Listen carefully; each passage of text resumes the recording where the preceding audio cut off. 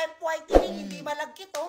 Tapos amoy. Hey mga naka ko, so alis ako ngayon. So, syempre sa'yo na yung Chantal!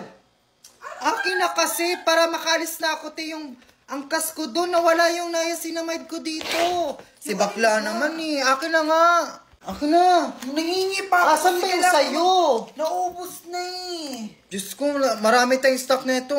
Isa na nga lang naiwan sa akin. Di ka mamimigay, kulang pa nga ako. Wait lang, magagamit lang nga ako. No. Grabe na addict na ako dito guys. Kasi tuwing ginagamit ko to siya, maraming nagko-compliment sa akin na sobrang bango mo. Anong pabango mo? Be, hindi pabango yun, be. Ito yun, be. Niacinamide yun, be. Kaya dahil sa niacinamide na to, grabe, na-addict na ako na inaaraw-araw ko na mag-lotion, be. And don't worry guys, kasi FDA approved siya. So, don't worry. So, magpapa-apply ako kay Chantal. Bilis, applyin mo ako. Tignan mo yung difference sa kabila to. Pakita natin ha. Dito yung lalagyan namin. Akala nila guys, akala nila guys, pabango tong nilalagay ko. Lagay mo sa, wala, ang dami kong nalagay.